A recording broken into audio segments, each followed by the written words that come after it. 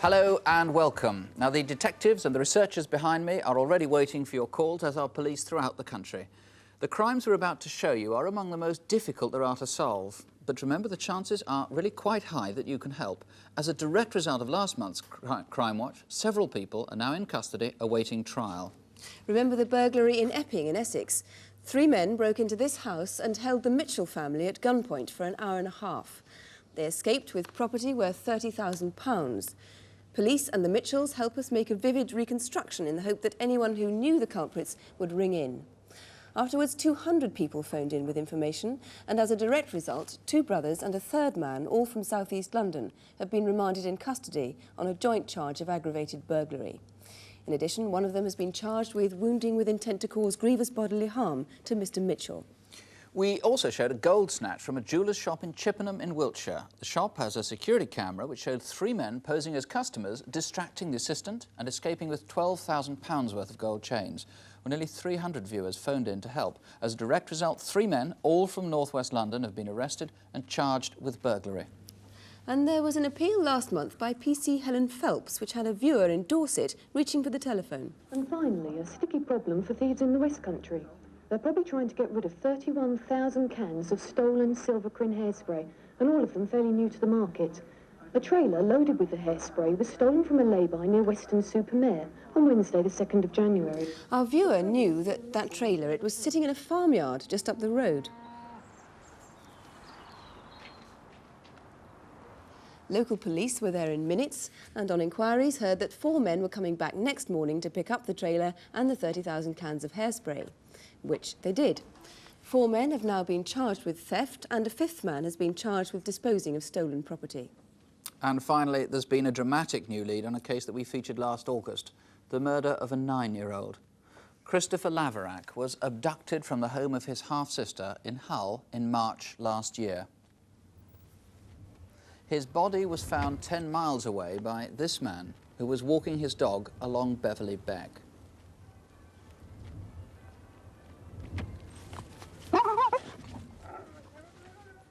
Well, that dramatic new lead concerns that Treadair carpet bag that Christopher's body was found in, like this one, and also tiny microscopic carpet fibres which were found in it. I don't know whether you can see those on camera, tiny, weeny microscopic fibres. Superintendent Baker, what exactly have you managed to find? These fibres were in the bag and on Christopher's body. They've been examined by experts from the Forensic Science Laboratory at Wetherby. As a result of that, they've told us that the fibres are from carpets similar to the ones we've got in the studio. Now, the inquiries have taken us throughout the United Kingdom and onto the continent, but they tell us that the fibres are from carpets like the ones we've got here. This first one is 100% nylon carpet, also known as polyamide. It's a living room quality, it's got a sculptured pattern, shadow pile effect, and it's predominantly green and white in colour. The other carpet is a bedroom quality. It's 100% polypropylene, also known as Mericlon. Now, it's mid-brown in colour, and it's got a tufted pile. Now, you're looking for somebody with a combination of these carpets. Do you think somebody who has carpets like these might be involved in the killing? Well, how the killer came into possession of the bag, I don't know, and I don't intend to speculate on that. But what I do know is that the killer put Christopher into the bag, and the forensic evidence has told us that the bag is connected with a premises or a house with carpets like this. So it's vital that we find where that bag has come from. So somebody can lead you to this bag if they can recognise these carpets? I'm hopeful so, and today we've delivered about 150,000 information sheets to houses in the Hull area, and we're hoping that people will look at the carpets tonight on the television and also use those information sheets and see if they can help us to find out where that bag has come from. Superintendent Baker, thank you very much indeed. Thank you. Well, maybe you can find little Christopher's killer. If you think you can help, please call us. Here's the number, 01811 8055, 01811 8055. You can, of course, talk to a detective or a BBC researcher if you prefer. Or you can call the police in Humberside direct. They're in Hull 796271. That's 0482 for Hull 796271. Now the first of tonight's reconstructions. It's the most controversial murder hunt in Britain. It's a case that's repeatedly made headlines and about which questions have been raised in Parliament. The murder of Hilda Murrell. Miss Murrell was 79. She lived in Shropshire and she was a rose grower of international fame. There have been suggestions that MI5 was involved in her murder, that she was under surveillance because she was an active opponent of nuclear power, or because during the Falklands War her nephew had been a naval intelligence officer at the time the battleship General Belgrano was sunk. Well, the police say the evidence points in quite another way. They're increasingly convinced the murder was a common burglary that went wrong. What you're about to see is based on the detectives' files and therefore on the police interpretation of events. You're going to see evidence that's never been shown before. It's almost exactly 12 months since the crime. The date, remember, Wednesday, the 21st of March.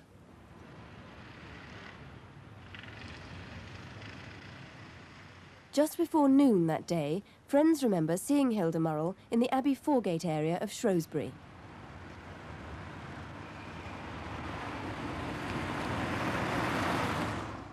She'd been shopping at Safeways and drawn some money from a nearby bank when she was seen getting into her white Renault car. She'd only half a mile to go to the detached house in Sutton Road, where she lived alone.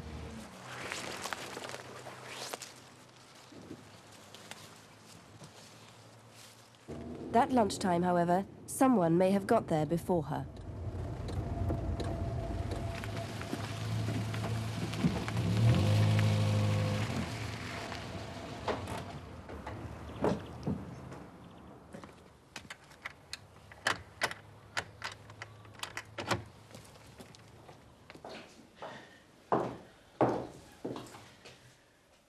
From what was later found at the scene of the crime, police know she put some of her shopping away.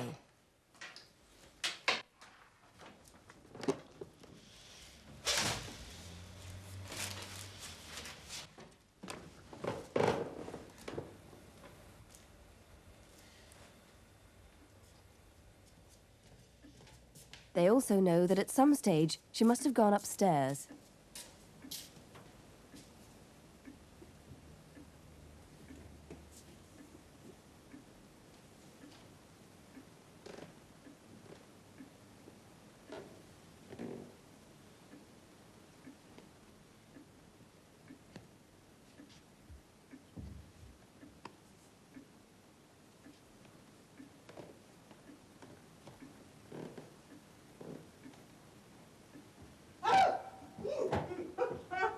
Hilda Murrell was apparently attacked inside the house and tied up while the intruder carried out a search.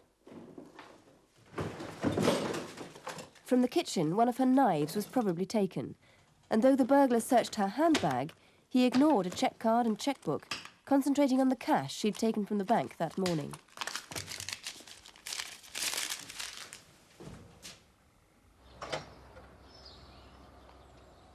The living room curtains were drawn, and as her attacker continued his search, he helped himself to a drink.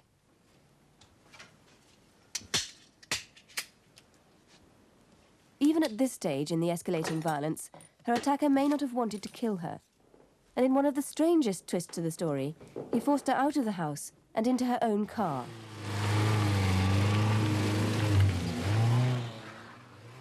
From her house in Sutton Road, the first landmark the car passed was a roundabout known locally as Column Island. It seemed to be heading straight for the centre of town. It was then seen close to the Monkmoor Road traffic lights. Hilda Murrell was slumped in the passenger seat and the car took a right turn away from the town centre. A couple of minutes later, at the far end of Monkmoor Road, it passed Shrewsbury Police Station, and half a mile further on, it was heading out into the Shropshire countryside. It crossed Heathgate's roundabout and took the final exit, travelling east. A couple driving towards town remember a white car swerving past them as it sped out into the countryside.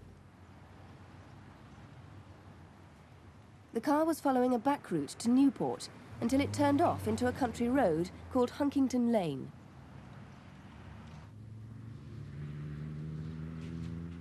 It was about this point along that narrow country lane that police believe Hilda Murrell, already bruised and battered, began to come round. Sit still.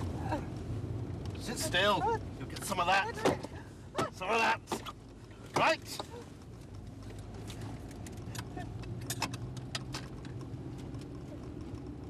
Get up. Get up. Get up.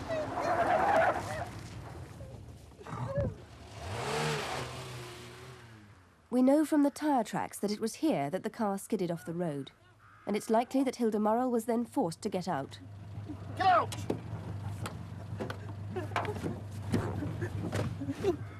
Her attacker then began a frantic attempt to get the car moving again, shoving a book under the front wheel. It could have been at this point that she took the car's ignition keys. They were later found in her pocket. And despite her age and appalling injuries, Hilda Murrell may have made one last attempt to get away. Oi! Oi! Come here!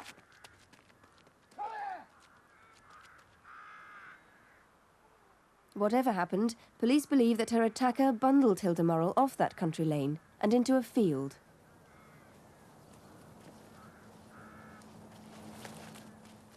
Evidence found there seems to suggest she was stabbed and beaten as she was forced across the field and dragged towards a small coppice, where she would die some hours later.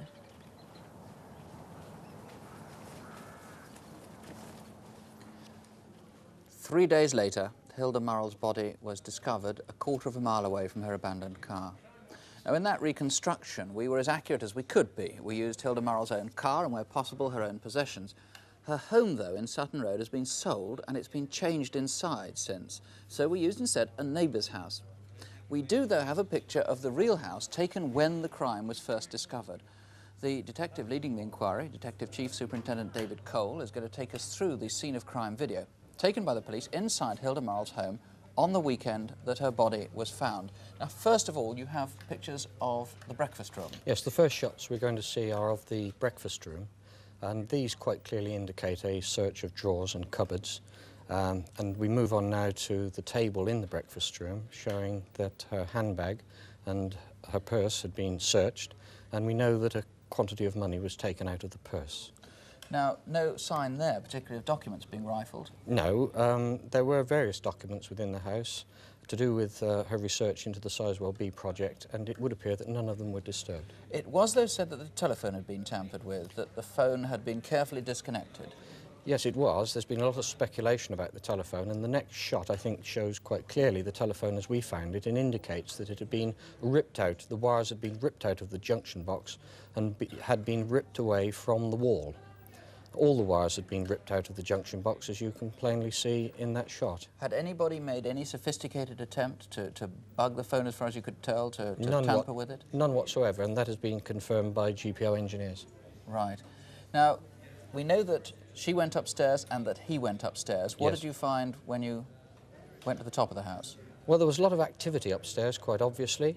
The next police video shot shows you the stairway, going up the stairway, and at the top there is a broken balustrade, and we believe that Miss Murrell may have been tied to that balustrade while the intruder was searching other parts of the house. There's the missing balustrade. That's What happened to her then?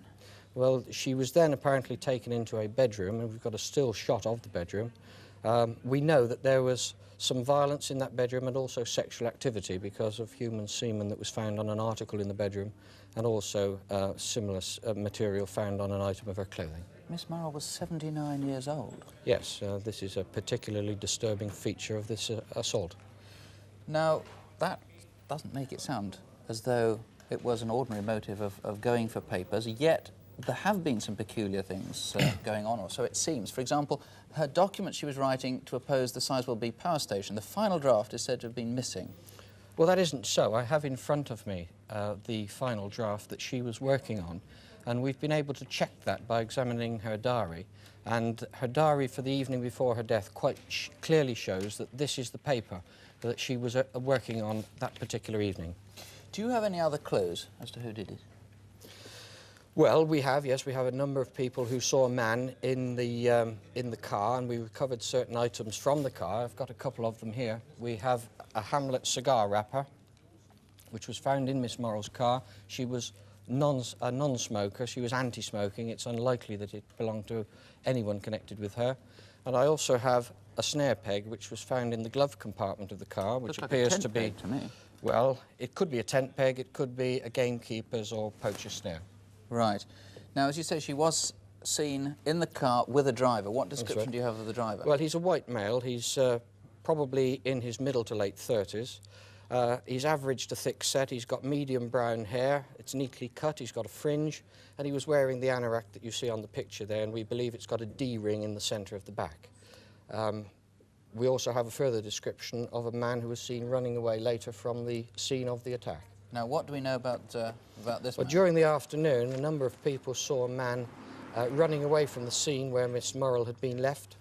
He was wearing ordinary grey clothing. He's wearing training shoes. He didn't appear to be particularly fit. He was running towards Shrewsbury town centre. We lost him, the last sighting we have of him is a place called Heathgate's Island on the outskirts of Shrewsbury. Now, it seems that he didn't come by car to the house, otherwise he presumably would have gone away in his own car. That's a distinct possibility. How did he get there, and how did he get away? Well, we're particularly interested in anyone who may have picked up a hitchhiker that particular morning and dropped him off at Shrewsbury. It's a very busy through route on the main A5 road. Her house was close by, and we're also interested in how he got away, and he may well have been picked up by a vehicle as a hitchhiker and taken away from Shrewsbury. Any idea why he took Miss Murrell with him? I mean, clearly he wasn't intending to head for those woods. The car went off the road by mistake. I'm afraid that's a mystery. Until we find him, we won't know. Well, let's hope you do find him, Mr. Cole. Thank you. If you think that you can help West Mercia Police in any way, here's the number. It's 01811 8055, 01811 8055. As I say, you can talk to detectives on the case or to a BBC researcher. You can call West Mercia Police direct if you want. They're in Shrewsbury on 52617. That's 0743 for Shrewsbury, 52617. Well, now the Crimewatch incident desk, where we invite the police to appeal to you directly. Here now are Constable Helen Phelps and the newly promoted Superintendent David Hatcher. This month we'd like your help to find a man who committed a sexual attack on a girl in Haverhill in Suffolk. At about 4:30 on the afternoon of January the 10th this year, she was walking past Haverhill Sports Centre on her way home from work. She noticed a man standing on this staircase. He followed her from the centre and minutes later attacked her by this footpath. For anyone who knows the area, it's near the junction of Manor Road and Freakley's Garage. A photo fit of the attacker was prepared, but the victim thought this artist's impression was much more like him. With her help and the Crimewatch computer, we've added photo fit eyes, mouth and wavy hair to the artist's original. He was around 25, very thin, about 5'10", and was wearing a tan leather jacket. And the man left a distinctive trail, specific times and places where you may well have seen him. Within an hour of the attack, he used the victim's NatWest card in a cash dispenser in Saffron Walden Market Square. The time, 5:30. And remember, it was Thursday, January the 10th. Next day, Friday, January the 11th, the cash card was used again in Epping at about 20 to 4, and barely half an hour later in Harlow. On Saturday the 12th, whether he still had it or someone else, the same cash card was used first in Hoddesdon and again half an hour later at Ware. You might have seen the attacker in one of these towns, and there's one more clue. He has a Scottish accent. This is what £330,000 worth of diamonds look like. That's the haul that was stolen from London's Hatton Garden last month. It happened at Thavies Inn House in Holborn Circus on Monday the 4th of February. At 10:30 that morning, a security van delivered the diamonds from a cul-de-sac at the back of the building. As security guards took them inside, two men appeared armed with a sawn-off shotgun and a pistol. They grabbed the diamonds, which were in a surprisingly large bag, like this one. Pushed the guards into the lift, pressed the up button, and as the guards headed for the top floor, the thieves calmly walked out of the building into crowded Holborn Circus. These photo fits of the two robbers were put together by the security guards, and they've improved them using the Crimewatch computer. The first man was about 35 to 38, 6 foot tall and slim. He wore a brown tweed jacket which appeared to cover another set of clothing. The second man was younger, about 23 to 30, 5 foot 8 inches tall and also slim. He wore additional clothing too. If you recognise either of these two, or think you saw them around Holborn Circus that day, please contact us. And think carefully, because there's a reward of £33,000 for information leading to their arrest and conviction. Now for a man who's let his disguise slip. On Crimewatch last year, we showed this security video of an armed man raiding a building society in Leeds. The helmet the man wore was royal blue with a white peak. He's now struck 15 times, raiding building societies at the rate of about one a fortnight since the first one in August '84. But he's unwittingly helped us by revealing more of himself. On February the 8th, 1985, he raided the Leeds Permanent Building Society in Manchester, but he didn't wear his crash helmet this time, so now we can see the top half of his face. Here he is in both his disguises, photographed by internal security cameras. With our video-fit computer, we can move one half of his face over and build up the complete face. There he is. He's reckoned to be about 5'10" and has a Yorkshire accent. Apart from Leeds and Manchester, he's also raided building societies in Sheffield, Leicester, Nottingham and Birmingham. Our next case turned out very badly for the robber concerned. It happened here at Delta Accessories, a mill near Oldham, on December the 20th. At 20 to 11 in the morning, a man burst into the wages office brandishing this sawn-off shotgun. It was fully loaded then. But the firm's security guard managed to disarm the man and hit him over the back of the head with it. As you can see, the gun's been taped together because it actually broke in the struggle. Although he was rather dazed, the man managed to get away in a stolen blue Sierra and drove 1.5 miles to this cul-de-sac in a nearby suburb.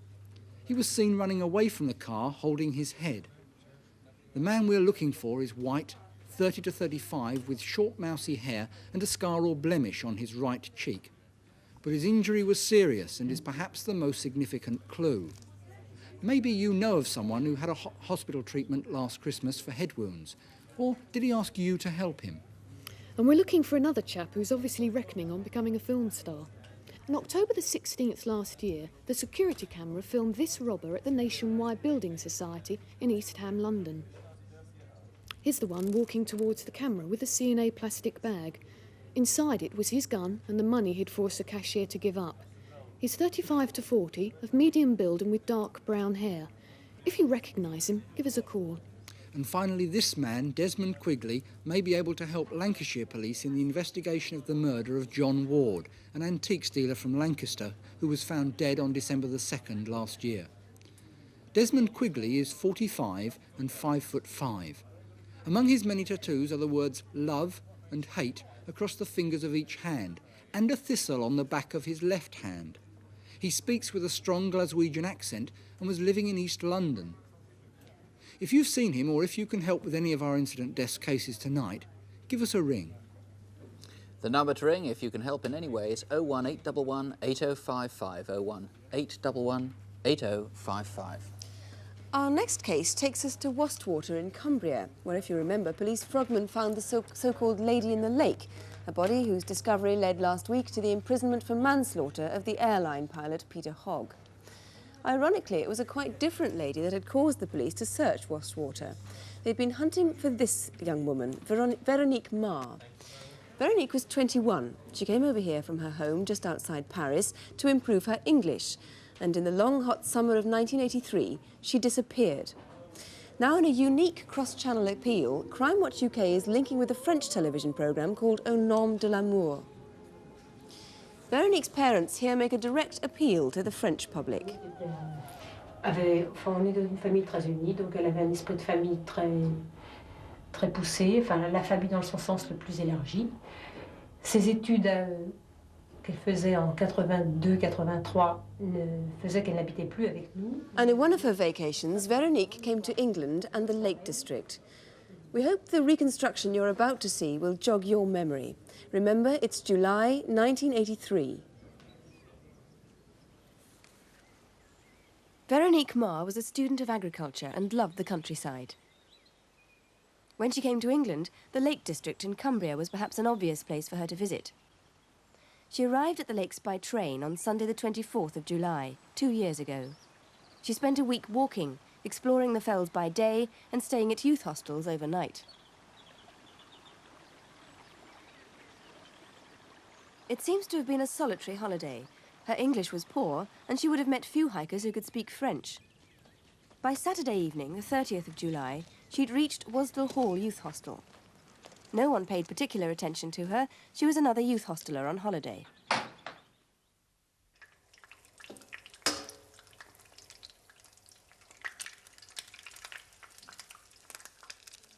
Next morning, Veronique spoke to a Danish woman she'd met at the hostel. Their conversation gives the only clue to the mystery of Veronique's disappearance. Are you ready for your cooked breakfast? Yes, I have done. And you, Veronique? Yes, me too. Thanks.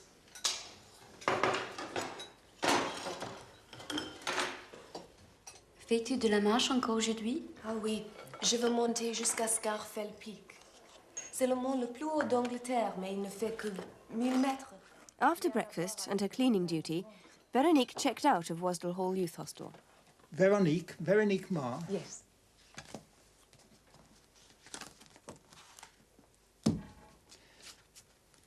There you are, though. Thank you.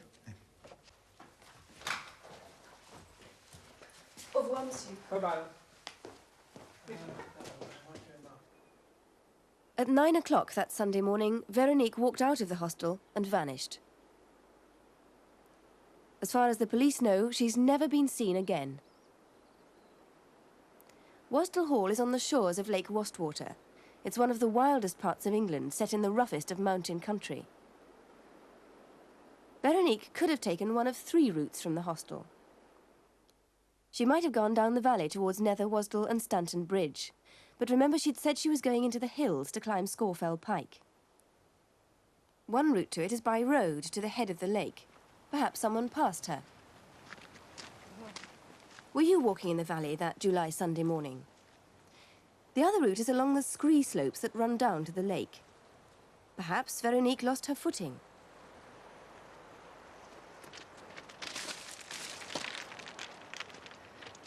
The scree is very loose and treacherous, and sometimes landslides cover the path. Veronique was carrying a heavy rucksack, and if she fell, it's feared she might have drowned. This is why police have spent hours in underwater searching.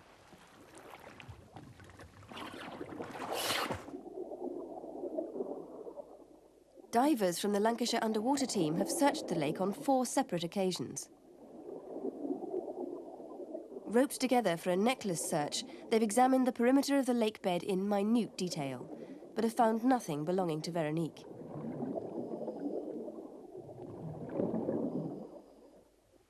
The police also called on the Wasdale Mountain Rescue Team and volunteers from the local Outward Bound school. Between them, they've searched hundreds of acres of moorland.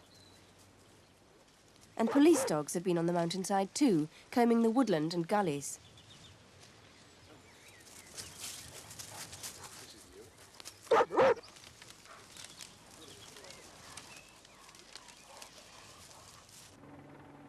RAF helicopter pilots on regular training missions have been alerted to look out for anything unusual on the fells. But there's still no sign of Veronique. Ironically, during the hunt for Veronique, the police found something else. The body of Mrs. Margaret Hogg.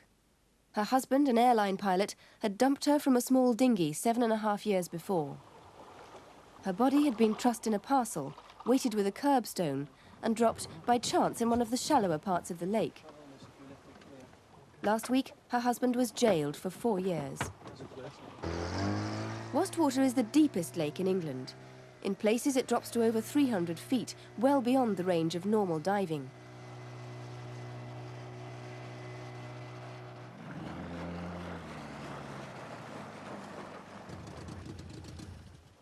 Two weeks ago, the police diving team returned to Wastwater to experiment with new equipment.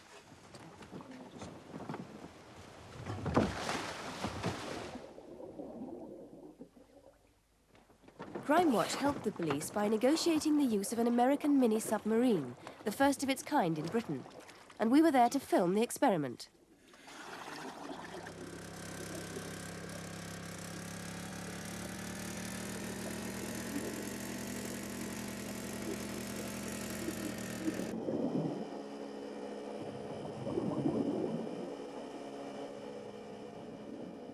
The submarine's television camera gave the police an eye on the bottom of the lake.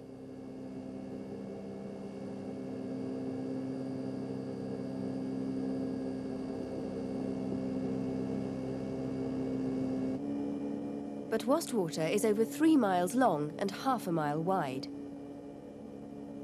A day's trial is not enough. a long and methodical search would be needed to cover the whole of the lake bed. Veronique's family are desperate for news, one way or the other. Their last contact with Veronique was this postcard, which she sent her grandparents a few days before she disappeared. It's the family's memento of the young woman who only came to Britain to improve her English. Well, in charge of the case is Chief Inspector Steve Reed of the Cumbrian Police. First of all, let's look at the route that Veronique took on her holiday there. She'd arrived at Windermere by train on the evening of Sunday, the 24th of July. She stayed at Ambleside Youth Hostel nearby. From there, she travelled north and climbed one of the Lake District's peaks, Helvellyn. That night, Monday, she stayed at a guest house on Lake Thirlmere. Where she went next isn't known, and that's one of your points of appeal, in fact, isn't it, on that Tuesday? Yes, it is. Although it's not vital to the inquiry, we knew everywhere that Veronique had stayed that week, apart from the night of Tuesday the 26th. We believe it was in the Keswick-Borrowdale area. If anyone knew the exact whereabouts, obviously we'll be delighted to hear from them. Right, and the next positive sighting then was on Wednesday, when Veronique stayed at Longthwaite Hostel in Borrowdale. On the next 2 nights, she stayed in hostels at Lake Buttermere and Lake Ennerdale. From there, she made her way south and stayed at the hostel by Lake Wastwater on Saturday night, the 30th of July. But the question is, where was she going then? Remember, she left Wasdale Hall on Sunday morning, the 31st of July. She'd made a booking for Monday, the 1st of August at Coniston. But what about Sunday night? She might have been heading for a hostel between the two. There was one at Cockley Beck, but that one was closed. Chief Inspector Reed, where do you think Veronique was heading, in fact? Well, as you say, that her intention was to stay at Coniston the night after and to walk Scarfell Pikes that day. It could well be that she would choose to go via Grasmere, which is a popular staying place for someone on a walking holiday such as Veronique was having in the Lake District at that time. What are your theories about exactly what happened to her? Well, there are 2 options, really. One is that Veronique is alive, but one has to be realistic and think that that is a remote possibility, because when she went missing, we know that she was in possession of a certain number of travellers' checks, and we know to this date they have not been cashed. The other option, of course, is that she's dead, which could be as a result of a fatal accident on the Fells, or she could have been murdered, but there's certainly no evidence to substantiate that whatsoever. Would she have had any reason, do you know, to want to disappear without trace? None whatsoever, no. All our inquiries led us to believe that she was shall we say, a homely girl. We've seen from her family, obviously, that it is a close family, so what do you think somebody might be able to help you with tonight? What sort of calls are you hoping for? Well, what we would ask for is that anyone that saw Veronique after that morning she left the youth hostel on the 31st of July to contact us, if they saw her that day or any knowledge of her whereabouts thereafter, to contact us. And also, as I mentioned earlier, that she could have suffered a fatal accident on the Fells. Then after this period of time, all that would remain would be the rucksack and possibly her clothing. And I have an identical type of rucksack that Veronique was wearing on the day in question. And again, one would ask that if anyone has seen such an abandoned rucksack on the Fells or abandoned elsewhere, to contact us. Either last year or indeed the coming year in the holiday period. Certainly. And those dates again, Tuesday the 26th of July and Sunday the 31st. If anybody saw her then, please let us know.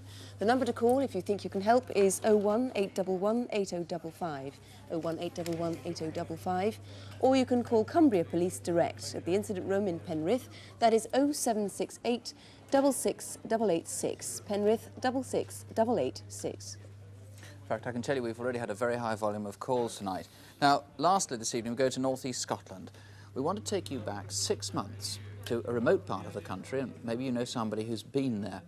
On Monday, September the 24th, last year, the small village of Culbokey was shocked by a murder. The victim was Elizabeth Sutherland, a popular woman in the village and the mother of 2 children. Her home, Culbokey, is on the Black Isle, just north of Inverness.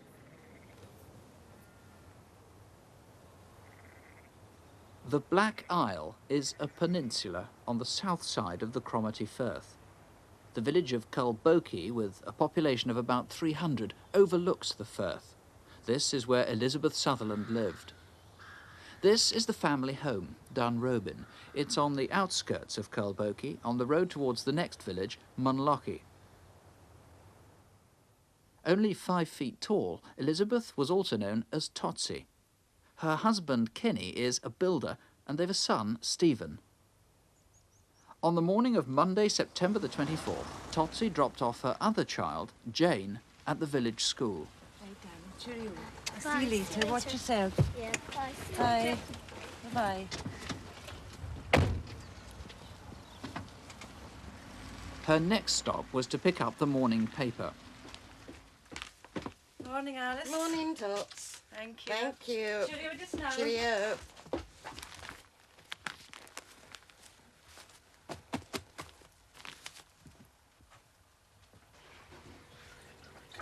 By 12 o'clock, after calling at her parents' house, Totsie was home and finishing off the housework. Then, about 12:30, she walked the 50 yards down to her parents' house to see her sister.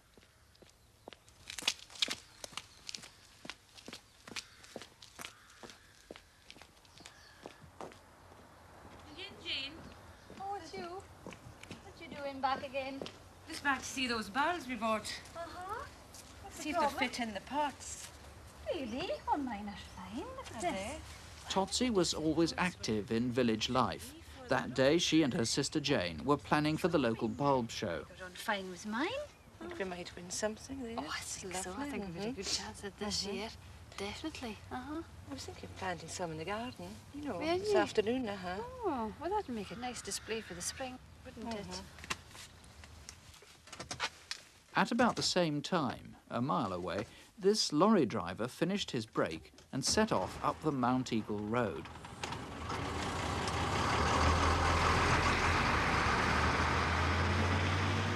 The road goes by the Mount Eagle transmitter in the direction of Culbokey. A mile further on, he'd passed the Sutherland's house. As the lorry drove along the single-track road, a red Cavalier car tried to get past.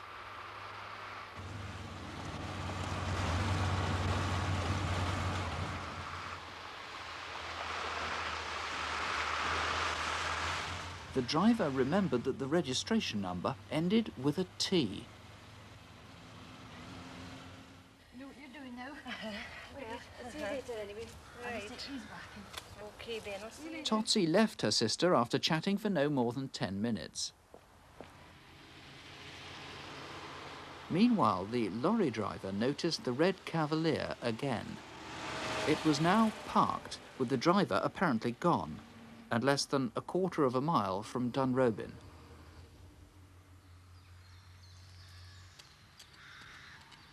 The lorry driver saw Totsie as he passed the house. The time, according to his tachograph, was 12:38. This was the last time she was definitely seen alive. Strangers and strange cars stand out in a small community like Culbokey, and several incidents were noticed that day. At 1 o'clock, this cyclist was seen heading into Culbokey village. He had a hat and a fawn coat. The police have never been able to trace him. At 1:35, a man was seen on the Dunkerston Road walking towards the village. He, too, has never been traced.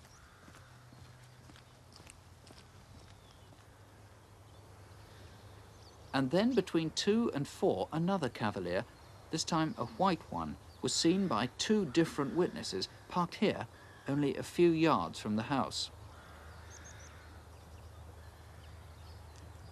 At about 4 o'clock, Jane Sutherland came home from school.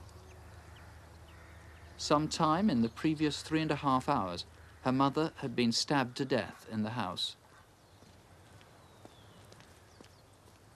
Her 9-year-old daughter discovered the body.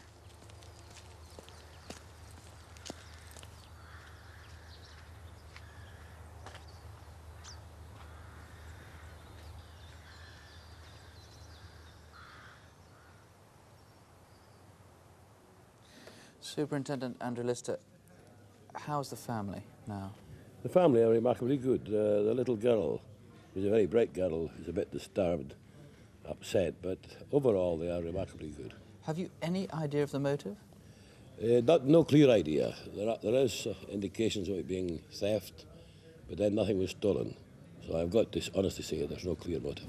Well, let's take a look at the clues. We have a map here. Now, let's remind ourselves of the sightings. Dunrobin, there it is, on the east side of Culbokie. The red car was seen here, about 400 or 500 yards from the home. The white car was seen here, very close to the house. Now, you need to find the drivers. That is correct. We are the two vehicles being so close to the locus at the material time on that date. It's of utmost importance that we do identify the drivers and the owners of the cars so that we can eliminate them from the inquiry. It's a red Cavalier and a white Cavalier, and it's Monday, September the 24th last year. That's the correct name. Now, there was also the cyclist on the road from Cromarty, wasn't it, just outside Culbokie? That is correct. The cyclist is in the same category as the cars. Despite very extensive inquiries, we have been unable to trace them. And a pedestrian on the road to Culbokie, on the Dunkerston Road, I think. Again, that is exactly the same, yes. Now, do you have any other clues at all? Yes, we have one person, a male person, who walked into the filling station at Conan Bridge. It's known as Conan Bridge Filling Station, about at 9:30 p.m. on the evening of the murder. He was carrying a gallon oil can, which he had filled with petrol, purchased 20 Regal cigarettes, and left. He was heard to speak and had an English accent.